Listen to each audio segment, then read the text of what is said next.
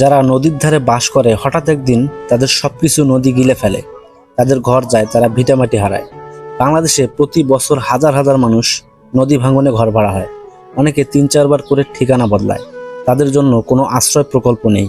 একটা সময় এসে তারা রাস্তার পাশে ঘুমায়, শহরের কোনো ফুটপাতে বসে জীবন কাটায়। তাদের নামে কোনো রিপোর্ট হয় না, তাদের পাশে দাঁড়ায় না কোনো জনপ্রতিনিধি।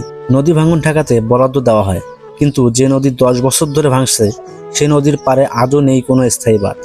নদীর পাড়ে যে মানুষগুলো একসময় কৃষিকাজ করত, আজ তারা শহরের ফুটপাতের ভিক্ষুক। একটা নদী ভাঙনে ঘর হারা শিশুর জীবন কতটা অমানবিক! শিক্ষার ব্যবস্থা নেই, মাটি নেই, আশ্রয় নেই, এমনকি 3 বেলা খাবারও নেই। জনপ্রতিনিধি প্রতিশ্রুতি দেয় বাঁধ হবে, আশ্রয় পাবে সবাই, কিন্তু নদী ভাঙনের পর তাদের দেখা মেলে না। কোনো এমপি নদী ভাঙন এলাকায় গিয়ে বসবাস করে না, কারণ ওখানে থাকার মতো পরিবেশ নেই। কিন্তু যে পরিবারগুলো সেখানে জন্ম নেয় তাদের জন্য নীতি নির্ধারকদের কোনো সহানুভূতি নেই। ঘর হারানোর কষ্ট শুধু ঘর হারা মানুষই বোঝে।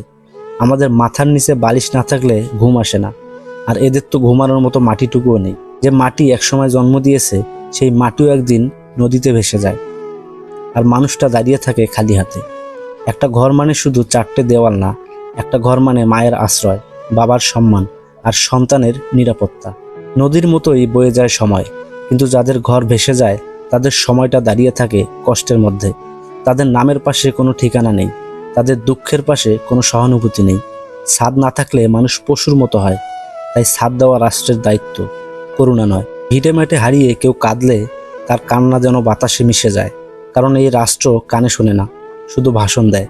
এ সমস্যা নতুন নয়, কিন্তু সমাধান বারবার উপেক্ষিত। নদী ভাঙন রোধে অবশ্যই স্থায়ী বাঁধ দরকার। ঘরহারা মানুষদের জন্য দ্রুত আশ্রয়ন প্রকল্প দরকার। দুর্নীতি বন্ধ না হলে কোনো প্রকল্পই সফল হবে না। রাষ্ট্রকে ভাবতে হবে নদীর পাড়ে বসবাসকারী এই গরিব মানুষগুলো বাংলাদেশের নাগরিক, তাদের প্রতি অবহেলা নয়। ঘর নেই, ঠিকানা নেই, পরিচয় নেই, এই মানুষগুলো বাঁচে আশা নিয়ে যে একদিন এই দেশ জেগে উঠবে, একদিন এই রাষ্ট্র তাদের আপন করে নেবে।